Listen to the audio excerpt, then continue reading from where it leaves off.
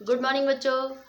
आज हम कक्षा 7वीं में भूगोल का अध्ययन करेंगे। भूगोल में आपका 8वां अध्याय है। इसका शीर्षक है मानवीय पर्यावरण, उष्णकटिबंधीय एवं उपोष्ण प्रदेश। इसका भाग 2 अध्ययन करेंगे। इसके पहले हम लोगों ने भाग 1 पढ़ा था, जिसमें आपने अमेजन बेसिन के बारे में पढ़ा था। वहाँ के लोगों का, वहाँ की वर्षा, वहाँ की जलवायु के बारे में अध्ययन किए थे। अब हम लोग पढ़ेंगे वर्षावन के निवासियों का जीवन किस प्रकार से होता है। इसमें वर्षावन के जो निवासी होते हैं, इन लोग अपना जीवन खाना बदोशी तरीके से गुजारते हैं। जिस प्रकार से पहले के ज़माने में जो आदि मानव लोग जिस प्रकार से जंगलों में रहकर अपना जीवन यापन करते थे, उसी प्रकार से यहाँ वर्षावन के निवासी भी रहते हैं। यहाँ पर अधिकांश करके देखेंगे जो उन क्षेत्रों में जहाँ पर लोग रहते हैं, वहाँ पर के जंगलों को साफ करके वहाँ पर लोग कृषि करते हैं और मछलियाँ पकड़ने का काम करते हैं, जंगलों में शिकार करने का काम करते हैं पुरुष लोग। और महिलाएं घर में रहकर ये जो फसल उगाए रहते हैं उनका ध्यान रखती हैं, तथा जो घर में जो बाग बगीचा होता है उसमें किस्म किस्म की सब्जियां लगाती हैं। इसमें देखेंगे हमेशा इनको शिकार करके या फिर मछली पकड़ के पकड़ना निश्चित होता है। हर समय उनको नहीं मिल पाता, इसलिए ये जो महिलाएं होती हैं घर की, ये लोग शकरकंद है और अनानास है, इस प्रकार के जो फल है और सब्जी हैं, साग सब्जी है, उनको बोती हैं। ऐसी स्थिति में जब उनको शिकार करने पर शिकार नहीं मिलता है, तो महिलाएं अपने घर के लोगों का भरण पोषण सब्जियों से और अनाज से करती हैं।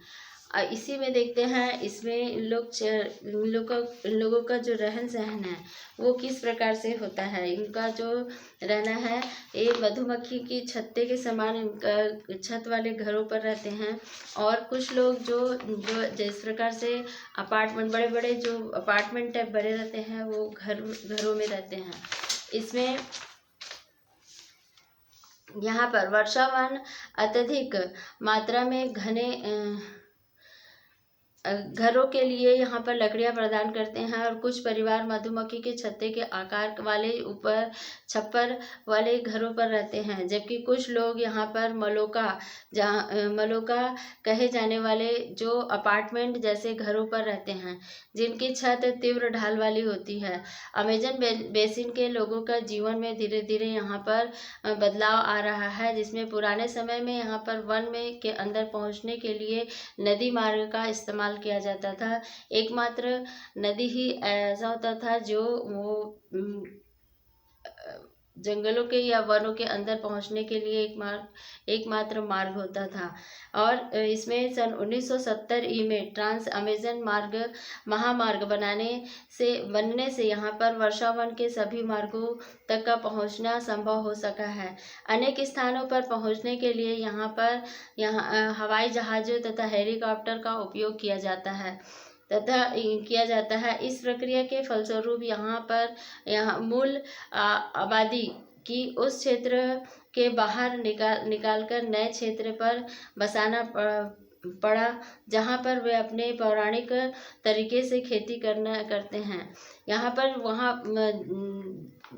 जंगलों में उनका जीवन व्यतीत हो रहा था, किंतु जैसे जैसे परिवर्तन होते जा रहा है, वैसे वैसे वहाँ पर लोगों को दूसरी जगह लाकर बसाया जा रहा है, ताकि वे अलग से अपना जीवन यापन कर सके। और वे पौराणिक तरीके से ही अपना जीवन व्यतीत करते हैं। इसमें विकास की गतिविधियों के कारण से जैविक यहाँ पर विविधता वाले वर्षावन धीरे धीरे नष्ट होते जा रहे हैं। और ऐसे अनुमान लगाया जा रहा है कि प्रतिवर्ष अमेजन बेसिन में यहाँ पर वर्षावन का बड़ा सा भाग लुप्त हो जा रहा है। यहाँ पर जैसे जैसे जनसंख्या बढ़ते जा रही है, लोगों की आवश्यकताएं बढ़ती जा रही है, वैसे वैसे जंगलों को नष्ट करते जा रहे हैं। और वहाँ पर जो अमेजन बेसिन वाला जो क्षेत्र है, जहाँ पर वर्षा वन वाला जो क्षेत्र है, वो क्षेत्र धीरे धीरे समाप्त होते जा रहा है। और यहाँ इसमें आप देख सकते हैं कि वर्षावन में लुप्त होने से यहाँ पर व्यापक प्रभाव होता है। वर्षा के कारण से यहाँ पर मिट्टी की ऊपरी परत बह जाती है, तथा एवं यहाँ पर सघन वन बंजर भूमि में बदल जाता है। जो यहाँ पर जब वर्षा होती है, बहुत अधिक वर्षा होने के कारण से अगर वन को काट दिया जाए तो जो भूमि की ऊपरी परत है वो बह जाती है और बड़ा बड़ा क्षेत्र जो बंजर बनकर रह जाता है, क्योंकि वहाँ पर वन नहीं होते हैं। वन रहने से वहाँ पर जो मिट्टी का कटाव होता है, क्योंकि जो अमेजन बेसिन वाला जो क्षेत्र है वहाँ पर उष्ण आर्द्र वाली जलवायु है। वहाँ पर दिन भर धूप होने के बाद रात में बारिश होती है, जिसके कारण से वहाँ पर मिट्टी का बहाव होता है। और यहाँ अत्यधिक वन होने के कारण से मिट्टी का कटाव नहीं हो पाता, जिसके कारण से वन व सुरक्षित रहते हैं। किंतु लोगों की बसाहट के कारण से लगातार वहाँ पर वन कटते जा रहे हैं और उसी के कारण से अमेजन बेनिस का जो वन है वहाँ पर धीरे धीरे समाप्त होने के कारण से बड़ी बड़ी भूमि बंजर में बदलते जा रही है हमारे स्थलों में। अब देखते हैं हम लोग गंगा और ब्रह्मपुत्र बेसिन के लोगों का जीवन किस प्रकार का है। यहाँ पर देखेंगे गंगा और ब्रह्मपुत्र में सहायक नदियाँ मिलकर यहाँ पर भारतीय उपमहाद्वीप तथा गंगा ब्रह्मपुत्र बेसिन का निर्माण करती है। और बेसिन उपोष्ण तथा 10 अंश उत्तर तथा 30 अंश उत्तर अक्षांश के मध्य स्थित है। और यहाँ पर जो घाघरा है, सोन है, चंबल है, गंडक है, कोसी जैसे गंगा की सहायक नदियाँ एवं ब्रह्मपुत्र की सहायक नदियाँ इसमें प्रवाहित होती है। तथा यहाँ पर एटलस की सहायता से हम देख सकते हैं कि ब्रह्मपुत्र में कुछ सहायक नदियों के नाम ढूंढ सकते हैं कि ब्रह्मपुत्र की कौन कौन सी सहायक नदियाँ हैं, क्योंकि गंगा की सहायक नदियाँ तो है और वही नदियाँ जो ब्रह्मपुत्र की भी सहायक नदियाँ हैं। आप एटलस की सहायता से इसमें उन नदियों के नाम ढूंढ सकते हैं आसानी से, ताकि आपको सुविधा हो सके कि गंगा और ब्रह्मपुत्र की जो सहायक नदियाँ हैं वो कौन कौन सी हैं। इन बेसिन के प्रमुख विशेषता ये है कि मैदान क्षेत्र में अनेक यहाँ पर चाप झील पाई जाती है। और यहाँ की जलवायु मुख्यतः मानसूनी तथा मानसूनी के मध्य जून के मध्य सितंबर के बीच यहाँ पर वर्षा होती है तथा ग्रीष्म ऋतु में गर्मी एवं शीत ऋतु में ठंड होती है। यहाँ पर जिस प्रकार से इन नदियों में खास करके जो बेसिन वाले क्षेत्र है, जो गंगा बेसिन क्षेत्र है, वहाँ पर अधिकांश करके जो चाप झील वो नदियाँ चाप झील का निर्माण करती हैं। और यहाँ की जो जलवायु है, यहाँ पर देखोगे मुख्य रूप से ये मानसूनी है। मानसूनी हवाओं के द्वारा वर्षा होती है, जिसमें जून से लेकर सितंबर तक का वर्षा होती है। और उसी के आधार पर यहाँ पर देखोगे जो ग्रीष्म ऋतु जिसको हम गर्मी का ऋतु कहते हैं और शीत ऋतु जिसे ठंड का ऋतु कहते हैं।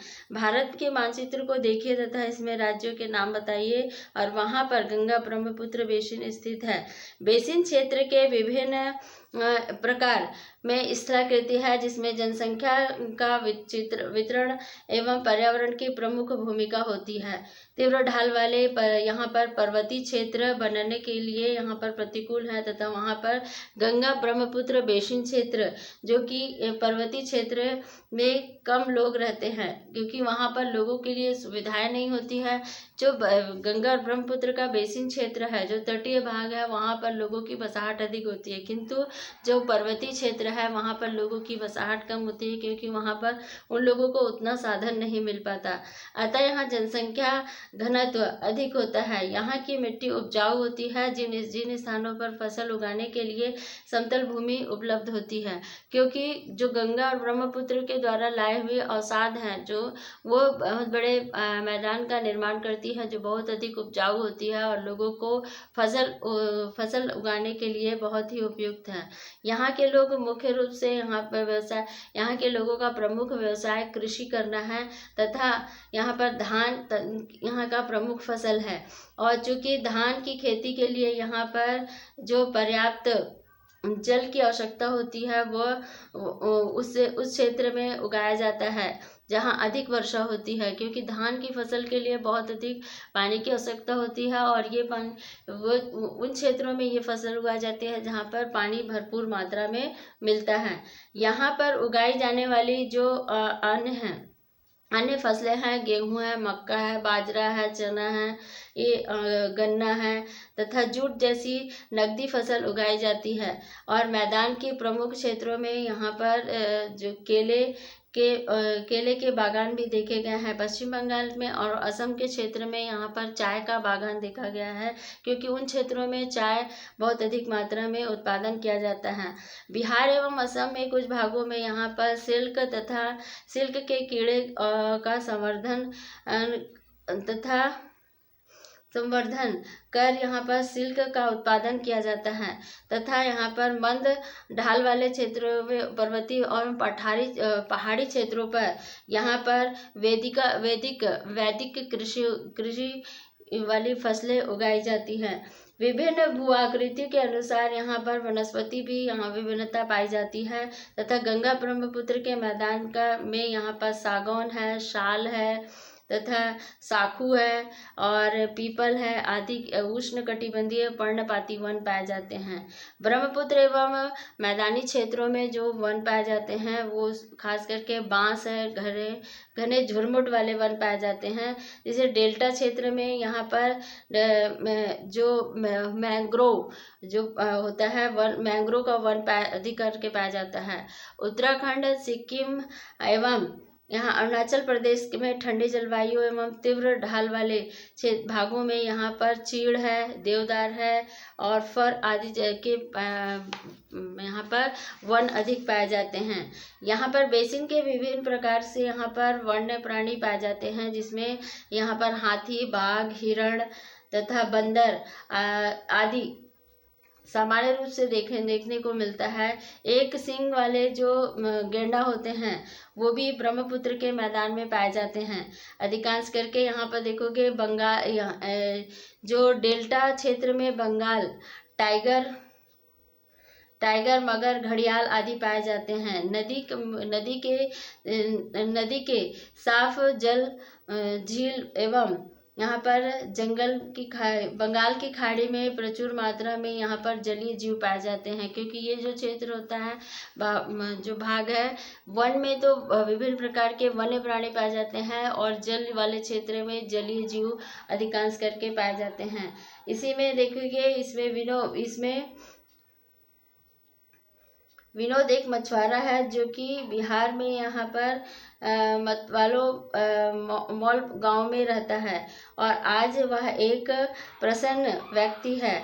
मछलियों के विभिन्न प्रजातियों को पालने के लिए वह मशहूर है और अपने मछुआरे जो कि यहाँ पर रविंद्र है, किशोर है, राजू है तथा अन्य राज्य में अपने जो व्यवसाय है उसको फैला कर रखा है, क्योंकि वो ऐसे क्षेत्र में रहता है जहाँ पर मछलियों का उत्पादन बहुत अधिक मात्रा में होता है। तो ये जो व्यक्ति है विनोद, वो एक मछुआरा है जो मछलियों का व्यवसाय करता है और उसी से उसका जीवन यापन चलता है। इसी में देखते ब्रह्मपुत्र के मैदानों में यहाँ पर कई बड़े बड़े शहर भी और कस्बे बसे हुए हैं, जिसमें इलाहाबाद है, कानपुर है और वाराणसी, लखनऊ, पटना, कलकत्ता आदि क्षेत्र जहाँ पर की आबादी बहुत अधिक है, क्योंकि इन क्षेत्रों में ये जो शहर हैं यहाँ पर लोगों की बसाहट बहुत अधिक है, क्योंकि यहाँ पर लोगों को सुविधाएं मिली हुई है और जिसके कारण से वे कृषि कार्य के साथ साथ उद्योग धंधे भी यहाँ पर विकसित हैं। यहाँ पर बेसिन तथा यातायात में सुविकसित तंत्र उपस्थित है तथा आप देख सकते हैं कि यहाँ गंगा ब्रह्मपुत्र बेसिन तथा यातायात के 4 मार्ग सुविकसित हैं, जिसमें मैदानी इलाकों में लोग सड़क मार्ग तथा रेल मार्ग के द्वारा एक स्थान से दूसरे स्थान आना जाना करते हैं। और यहाँ पर कलकत्ता में हुगली नदी में स्थित महत्वपूर्ण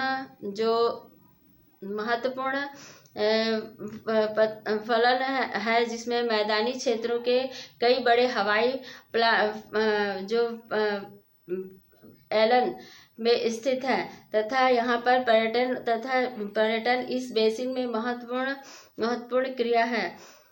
बेसिन की एक महत्वपूर्ण क्रिया है पर्यटन बेसिन की एक महत्वपूर्ण क्रिया है। आगरा में यहाँ पर यमुना के किनारे स्थित ताजमहल, इलाहाबाद में गंगा यमुना नदी में संगम तथा उत्तर प्रदेश में यहाँ बिहार में बौद्ध स्तूप, लखनऊ में यहाँ पर इमामबाड़ा, असम में यहाँ पर काजीरंगा तथा एवं मानस वन्य प्राणी आदि ये क्षेत्र फैले हुए हैं, क्योंकि ये जो क्षेत्र है यहाँ पर देखोगे वन्य प्राणी से लेकर यहाँ पर जल जीवी तथा वनों की विशेषताएं देखने को मिलती है, जो हमारा उत्तर भारत वाला क्षेत्र है।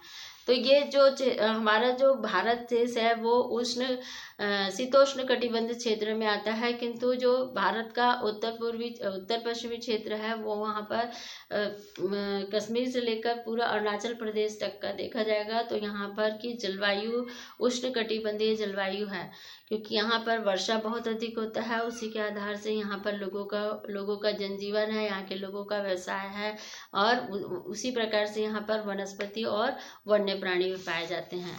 तो इसमें देखेंगे आप लोग, इस पार्ट में आपका वन्य जीव और जलवायु के बारे में अध्ययन दिया है, तो आप लोग इस पार्ट को अच्छे से अध्ययन करोगे ताकि आपको अच्छे से समझ में आ जाए, और आप को प्रश्न उत्तर मिलेगा जिसे आप अपनी कॉपी में अच्छे से लिखोगे। ठीक है, थैंक यू।